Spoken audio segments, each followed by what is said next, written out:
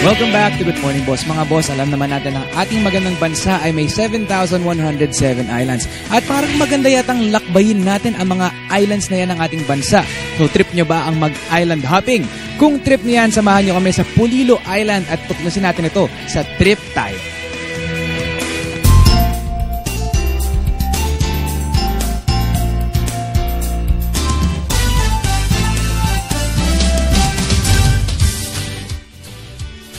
Hindi natatapos ang ating island hopping trip sa Kaluya. Pero this time, pasyalan naman natin ang bayan ng Quezon. After 2 to 3 hours na biyahe mula sa Real Port, narating namin ang isla ng Polillo. Alam nyo ba mga katrip na naging sentro ng kalakalan ng Chinese at ang Polillo noong unang panahon? Unang tinawag ng mga Chinese na Polillo ang isla na ang ibig sabihin ay magandang isla na sagana sa pagkain. At di tumagal, tinawag na itong Polillo. Tulad na sa Kaluya, pwede natin ipangtapat ang mga beach ng Boracay ang mga beaches dito sa Polillo. At kung mga isla naman ang pag-uusapan, medyo kinulang lang ng konti sa 100 islands ng Pangasinan. Medyo malubak nga lang ang dadaanan nyo, pero masisiguro namin sa inyo na sulit ang pagod pag nakarating kayo dito. Malaki ang potensyal pagdating sa tourism. Marami kami dito magagandang lugar at maraming makikita dito na wala sa ibang bayan.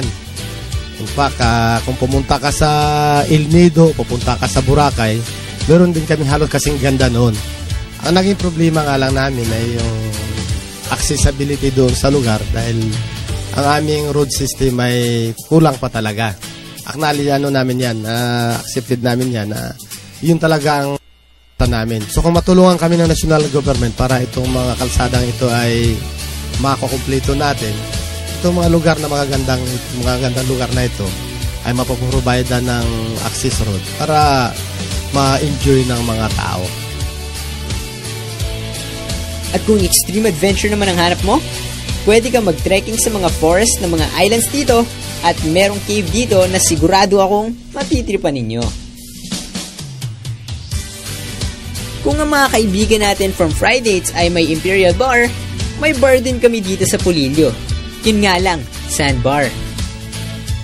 Malayong biyahe at mainit na sinag ng araw. Pero kahit ganon, sulit na sulit ang trip dahil sa ganda ng lugar na ito. Kung focus namin sa tourism, agro-tourism at saka eco-tourism. Kasi yun yung makakasabay na i-preserve mo yung environment.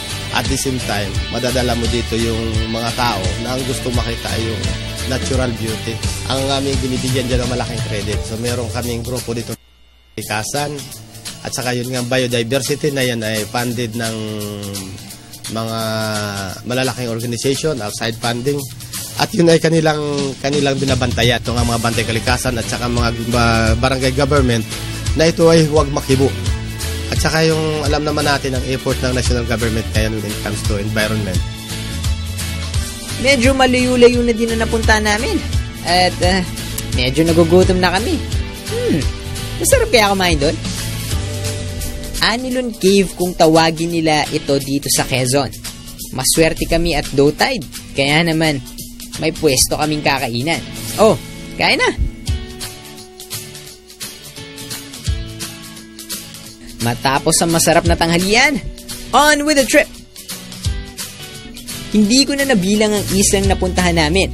At sa dami pa ng pwedeng puntahan, mukhang hindi na kaya ng powers namin na puntahan pa lahat.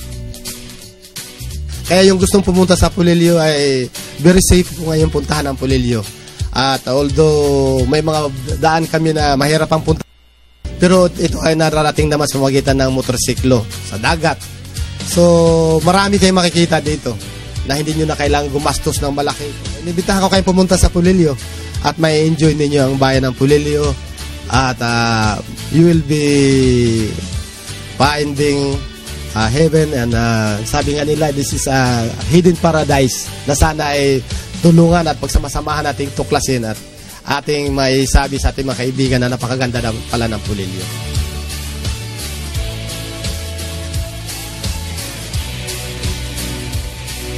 O ikaw, anong trip mo? Tara, trip tayo.